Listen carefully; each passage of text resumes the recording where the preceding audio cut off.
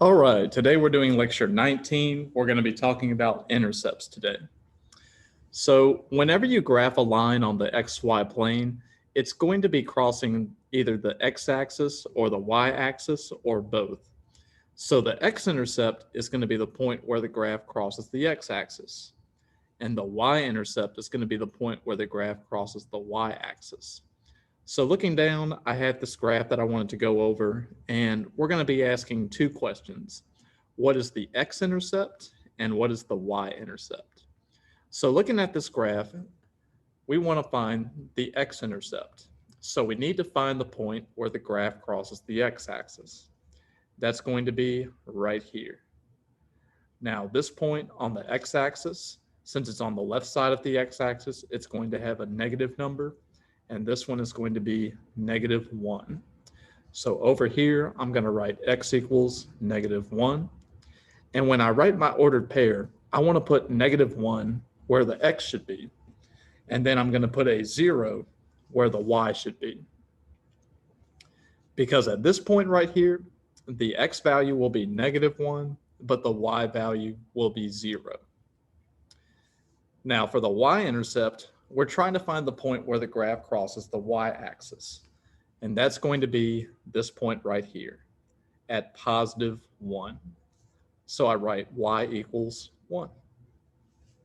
So when I do my ordered pair, I'm going to let my y value be 1, but my x value is always going to be 0. Because at this point, as you can plainly see, the y value is 1, but the x value is 0. Okay, so whenever we're given equations, to find the x-intercept, we're going to let y equal 0. So we're going to let y equal 0. If we want to find the y-intercept, we're going to let x equal 0. So what we're doing is we're always letting the opposite variable equal 0. Okay, so I wanted to do some of the questions from the problem set, the notes, and the classwork. So let's go ahead and get started with number 1.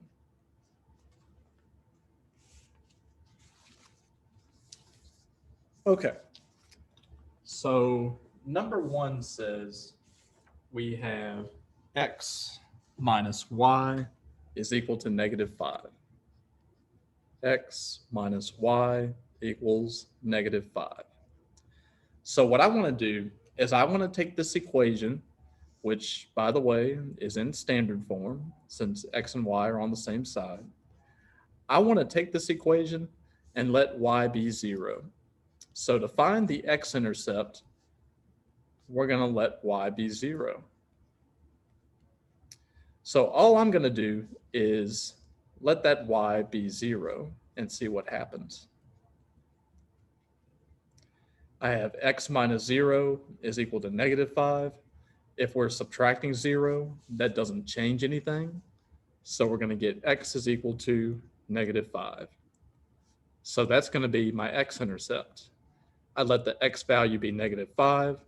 And since the y value is 0 starting off with, I'm going to let the y coordinate be 0. Now for the y-intercept, I'm going to do the opposite. I'm going to let x equal 0. So now, if I let x be 0, I'm going to get 0 minus y equals -5. The 0 is not going to affect anything, so I'm going to leave it off. And now that I have -y is equal to -5, I want to get y by itself on the left side. So I need to multiply both sides by a -1, just so I can get rid of this negative right here. So if I multiply by a -1, I get y is equal to +5. So my ordered pair is going to be 5 for the y value and 0 for the x value. And that's because we already determined before we started that x is going to be 0.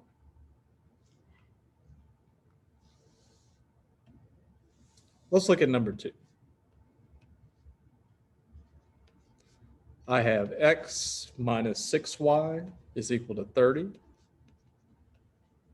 So to find the x-intercept, I'm going to let y be 0. So if I let y be 0, then I'm going to have x minus 6 times 0 is equal to 30. So I'm keeping everything the same, but I'm letting y be 0. So when I do that, negative 6 times 0 is just 0. So the 0 disappears, and I'm left with x is equal to 30. So my ordered pair is going to be 30, 0. Let's do the y-intercept now. For the y-intercept, we need to let x equal 0. So what happens is the x is going to become a 0, but everything else is going to remain the same. I'm still going to have minus 6y is equal to 30. And since the 0 isn't really going to do anything, I'm going to get rid of it. So now to get the y by itself, I need to divide both sides by negative 6. So when I do that, the negative 6's on the left side are going to cancel out. And I'm left with y is equal to 30 divided by negative 6. That's going to give me negative 5. So now I know that the y value is negative 5, and then the x value is 0. So those are my x-intercepts and my y-intercepts. Okay, we're going to do one more from the problem set. This will be number 3.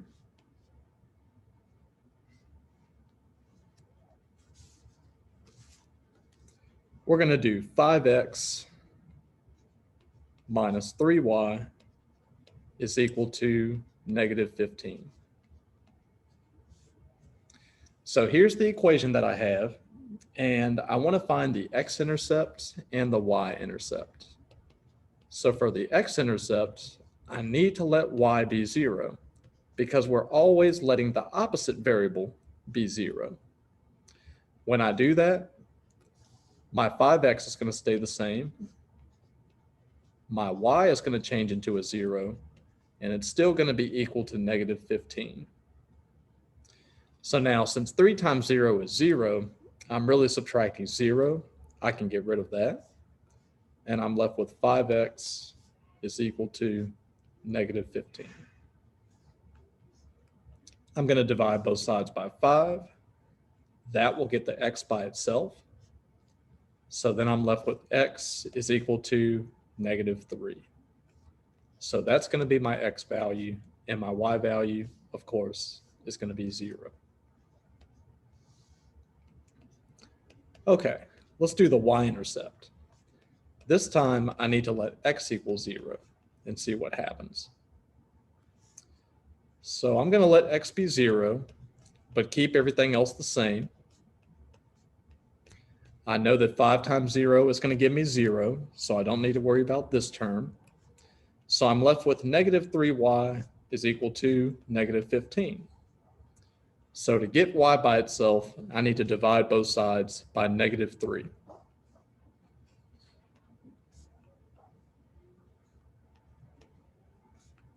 When I do that, the y is now by itself. Negative 15 divided by negative 3 is going to give me a positive 5. So now my y value is 5, and my x value is 0. And that is my y-intercept. Okay, so that's how you find x-intercepts and y-intercepts. At the end of the week, you're going to have 2 classwork assignments that are going to be due. You're going to have your standard form classwork, as well as your intercepts classwork.